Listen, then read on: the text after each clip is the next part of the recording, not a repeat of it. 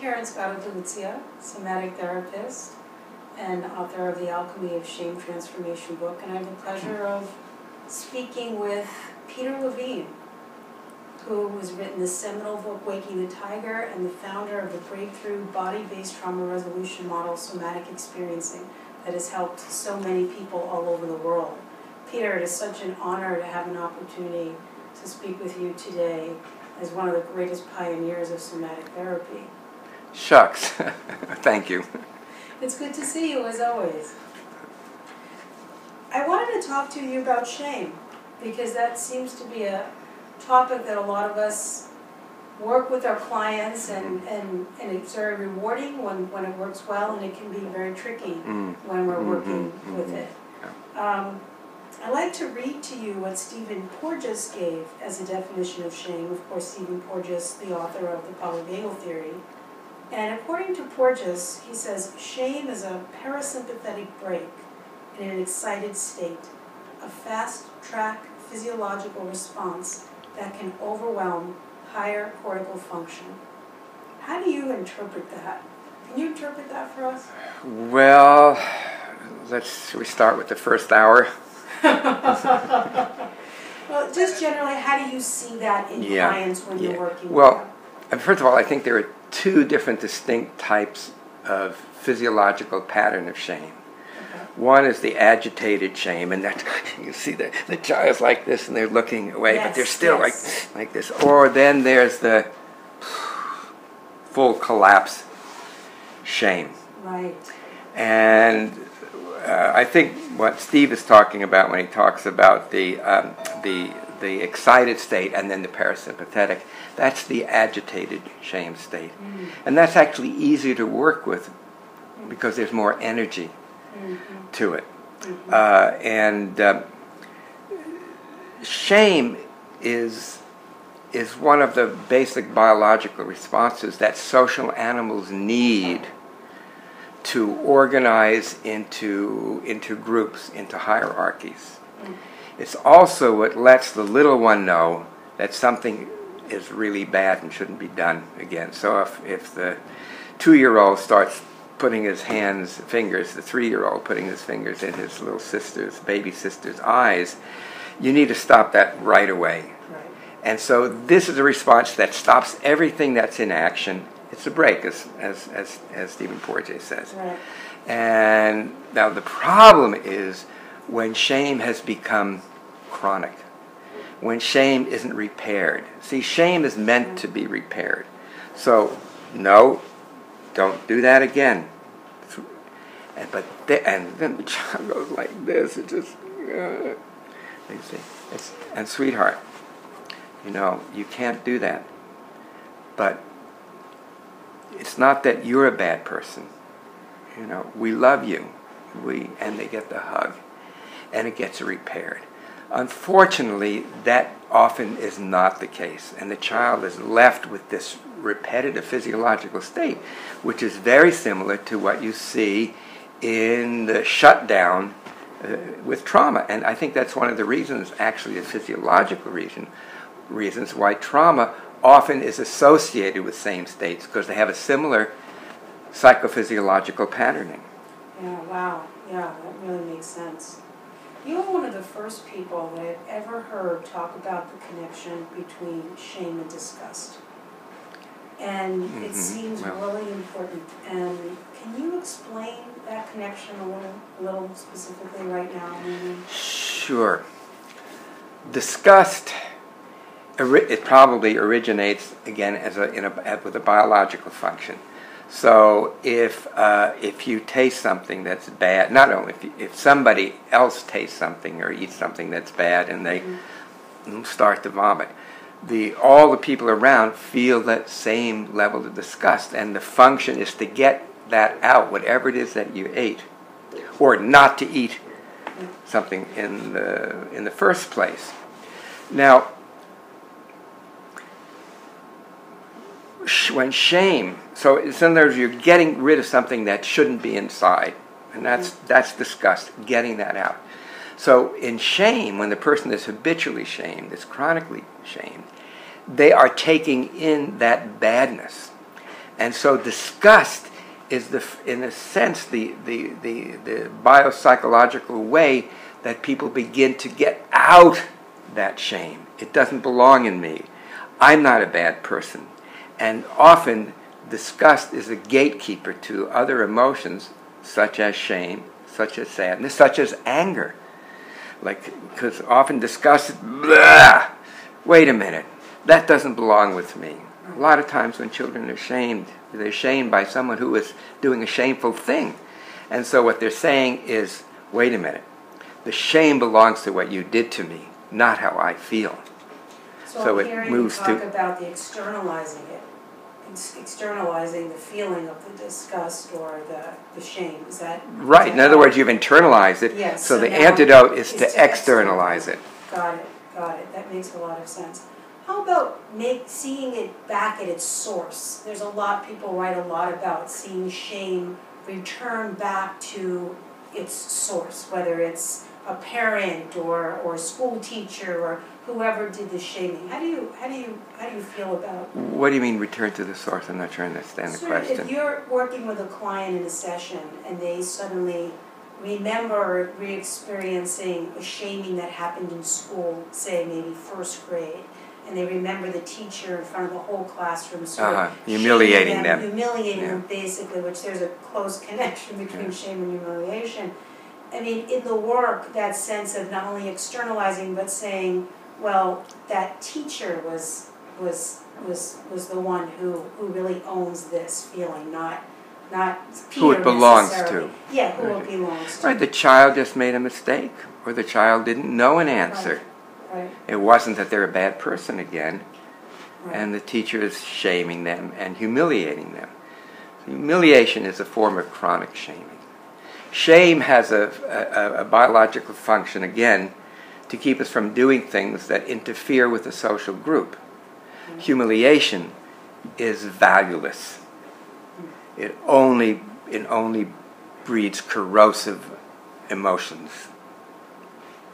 How about, that brings me to the question of the blame game in a session. So just give you an example. You're working with a client and you have a good rapport and you're making good progress. You've been making good progress over a number of months. And then they come into your office and suddenly they're sort of blaming you, seems like, for everything, including the fact that it's a rainy day. And it just kind of feels like you're playing a blame game. What is that pointing to, and what are some ways of working with that? Yeah, well, it's another fairly complicated question, and of course it's not a matter of if but when.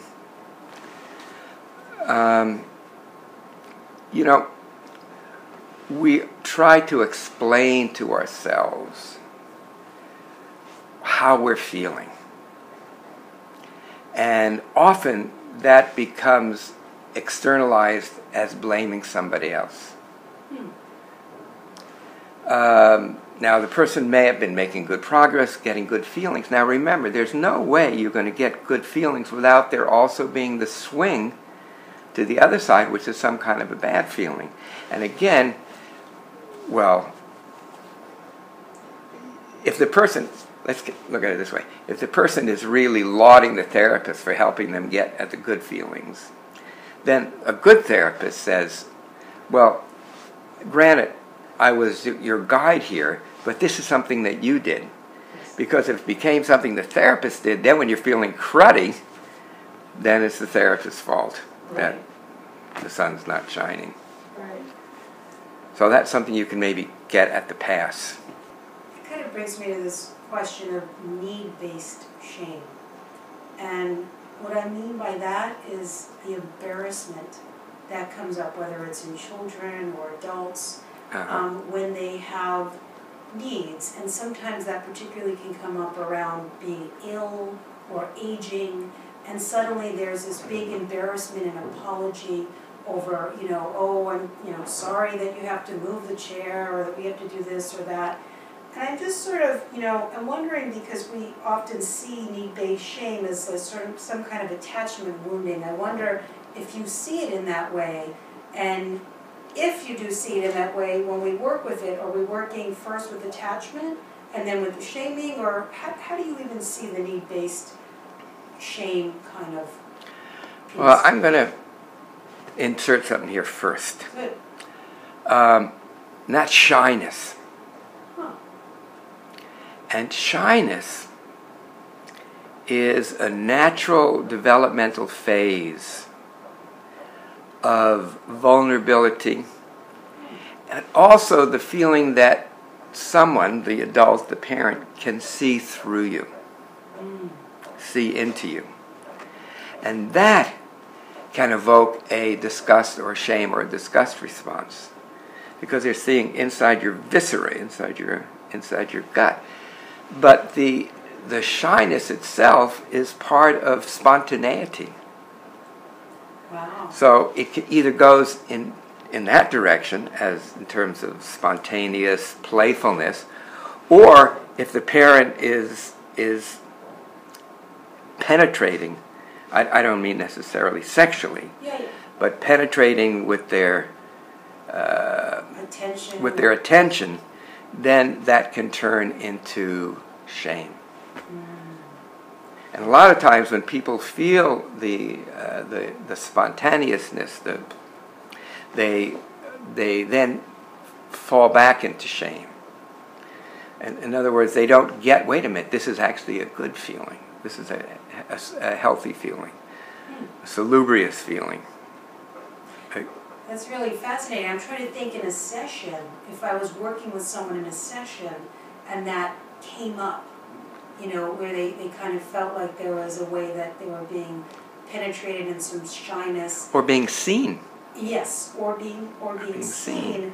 How I would sort of work with that so that it didn't fall in the shaming side, but into that more of that spontaneity and the flow of it. That's right. Well, I think that's the key right there, is to be able to access that playfulness. The playfulness, yeah. And to appreciate the shyness. When you see 4-year-old kids and they're going like this is like, whoa, aren't I just great? and that's, and that's when the parent could be, yes, you are great. You are great. And by the way, you still have to eat. You still have to eat your spinach. Yeah, you still can't pull your brother's finger off or something. Yeah, all of these kind of things. Sure. Yeah. Well, it kind of moves me into a question that I wanted to ask you about proprioception. And I know that you recently published an article through Dartmouth on research that... Well, through Frontiers, consciousness, psychology consciousness, Yeah, and the base of that was the link between proprioception and healing trauma, am I right? Yes. So I'm just thinking about that because you're talking about the playfulness in a session, and I wonder if we can apply that idea of clients using different proprioceptive methods also with shame and the shame resolution. Right. Again, you have to be careful about that, because if you just have the person go into their body when they're feeling shame, they are very likely just to collapse into it. So one of the tools I find to be very helpful is to have the person become aware that their eyes are averting, that their eyes are looking away and down, that their shoulders are kind of slumped over, and then to guide them, to lead them through an exercise where, okay, as you notice that, and if you just let it increase just a little bit, what would that look like? What would that feel like? And then what would it look like and what would it feel like when it begins to turn around and go in the opposite direction? So you're going into the shame posture, physiology, and then out of the shame physiology posture, moving back and forth. And then you're pendulating, you're shifting so you don't get stuck in it. And then, because that's the problem with shame. Shame itself isn't the problem, it's getting stuck in shame. And a lot of times children aren't respected. And that is an injury. And that is a deep injury. Yeah, loss of dignity. Loss of dignity. That's right, because children deserve dignity.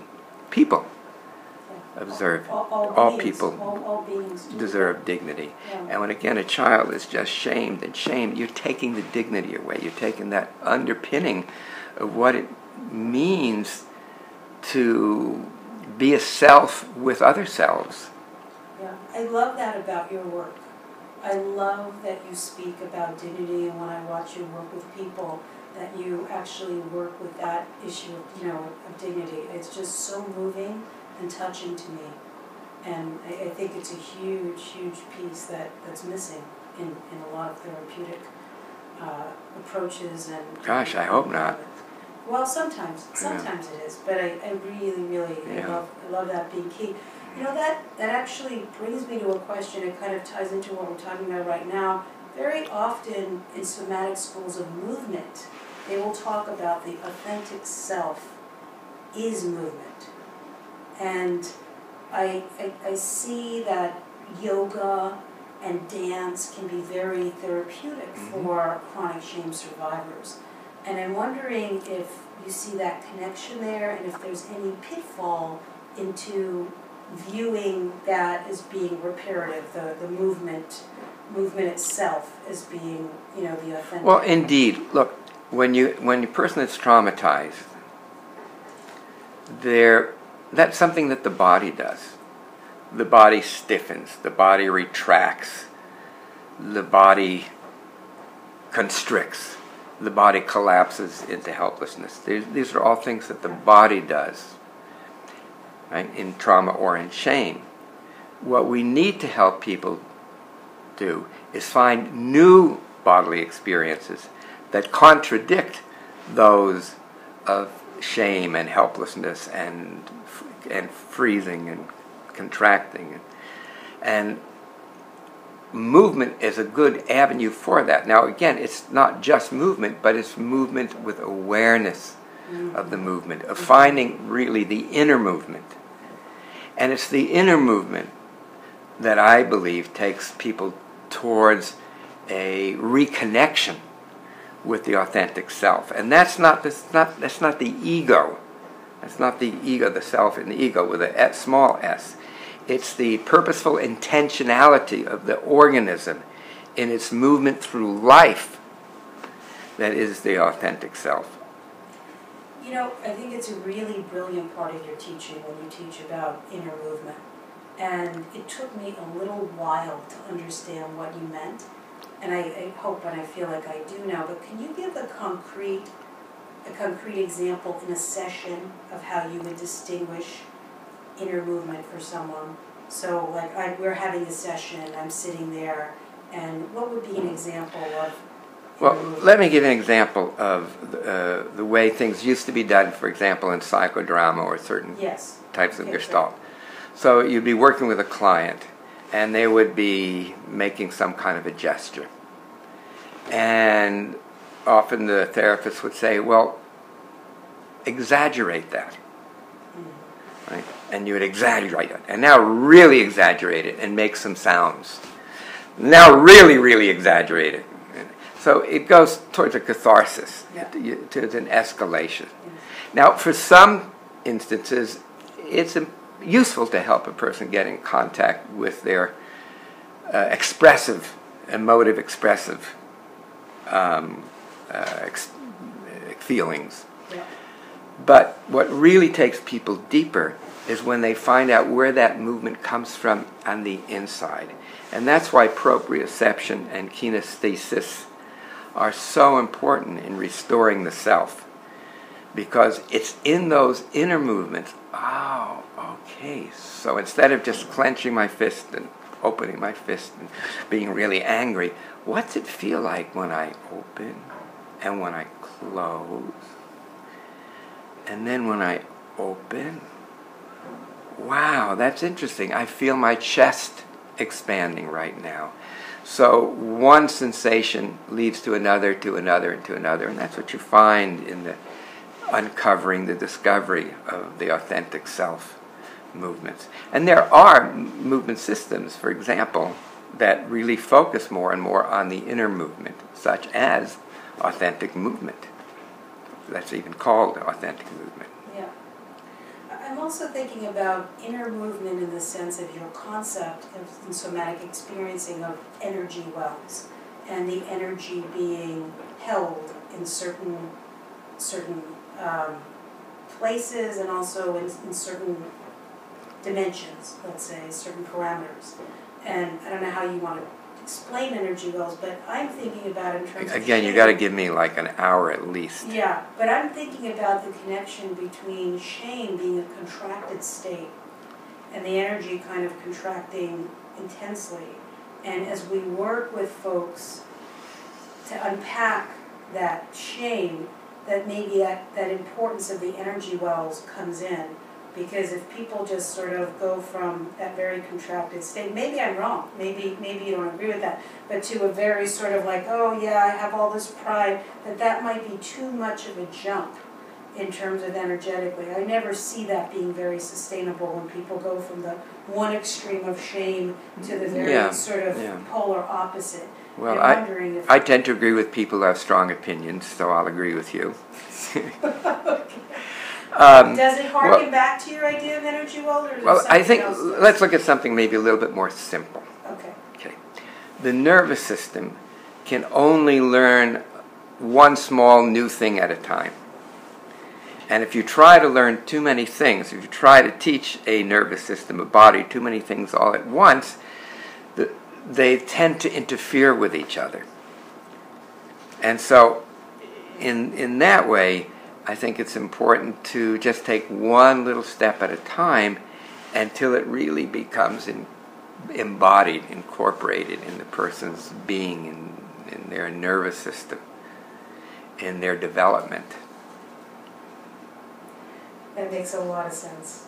It makes a lot of sense. I'm glad you clarified that. I'm thinking about the work you did in Kosovo. I believe you were in Kosovo in 19... Well, Croatia. Oh, you were in Croatia. And you were working with trauma healing there, and you've been working with vets coming back from Iraq.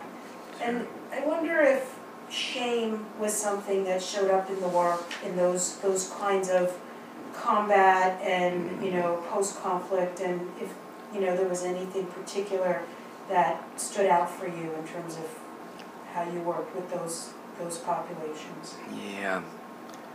Shame.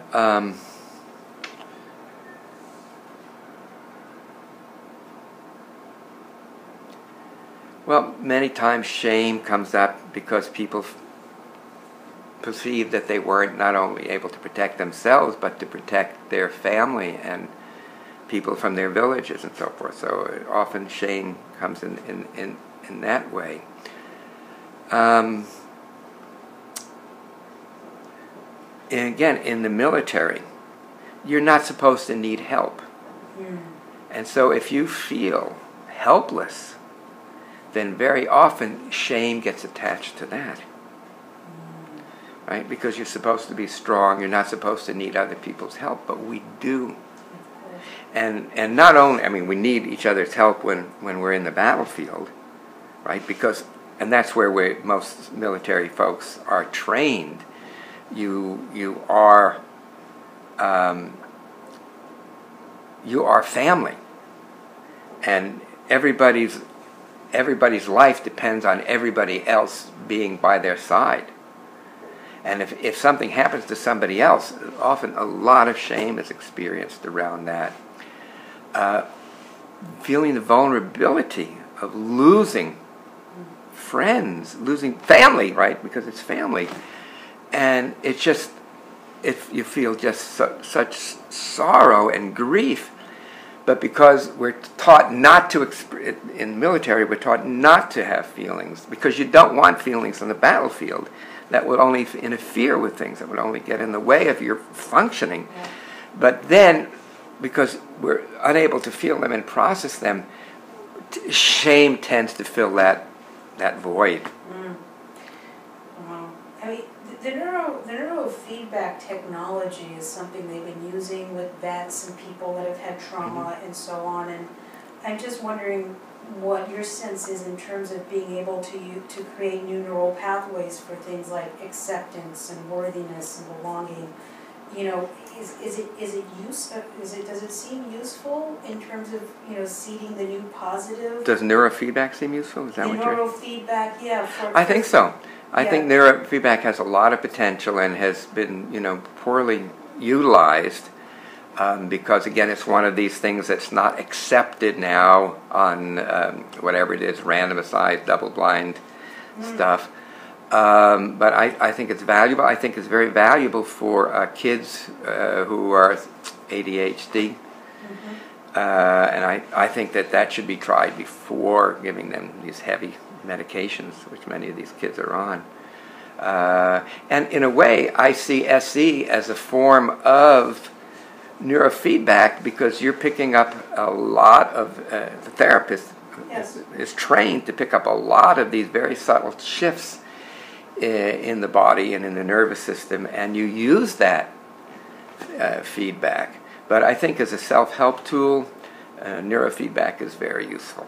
Yeah. It's a very good mindfulness enhancer. People talk a lot about mindfulness and how important that is for shifting so many things, including shame. And I think you would probably agree that it's a very powerful tool.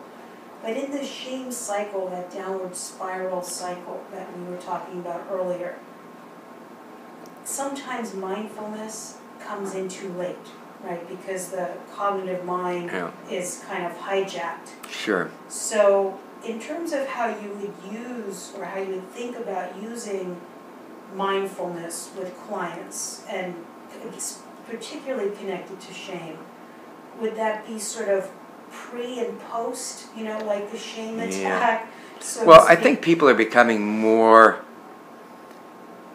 nuanced in mindfulness work. Mindfulness isn't just, you know, it's not like just meditating.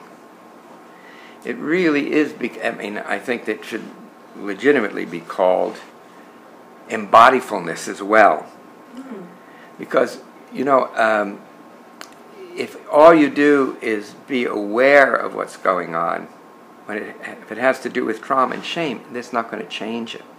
Just being aware is not enough. You have to find ways to shift it. And, you know, I was just presenting at a conference on mindfulness and compassion, essentially. And there were some of the really good people in mindfulness were there. A guy named Rick Hansen. And we had a really nice connection, and I was really pleased. I actually asked him a question during his lecture, and then the next slide he was answering my question. So we laughed about that. And because, again, it's you know, I mean, those of us who started working with the body in the 60s, you know, we're kind of glad to see that people are catching up. Indeed, yeah. But I think it's now a point where the body awareness is now becoming part of the whole mindfulness mindfulness understanding. Well, my final question really looks toward the future, and it's kind of, you know, asking the question, do we humans still need shame? You know, as we evolve in this, our consciousness evolves and society evolves, can we replace shame with compassion and awareness, or do we need shame for accountability? Well, okay, in the ideal world, right, where everybody's the Buddha, right. We don't have any use for shame. In the meantime, I mean, that's a hard one, right? You think of a time when you had an argument, you did something that was really a little bit cruel to a friend. And then you realize, oh my gosh, I'm sorry. I apologize for that.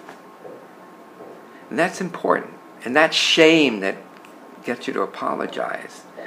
Now, if you're totally aware of everything, well, you're not going to do that. But in the real world, we're doing it all the time, and the question is whether we repair it. And I think that's an important thing that people learn in having a healthy relationship, is the ability to be vulnerable and to repair something that's done where you transgress on a person's dignity. Mhm. And I guess having compassion for the self, when you've made that transgression, that's where the compassion comes in also. That's right. Right? Yeah. I mean, all compassion really begins with self-compassion, but we usually don't get to self-compassion until we are able to feel compassion from somebody else or somebody that had compassion for us. Then we're able to kind of, play the ins and outs of it and be compassionate to others. Well, you have shown so much compassion to the world, Peter. I mean, your work is an amazing model, and I'm so grateful for it every day of my life. Thank you for this time, this interview. It's been really rich and informative, and for the somatic experiencing model. Okay, gladly.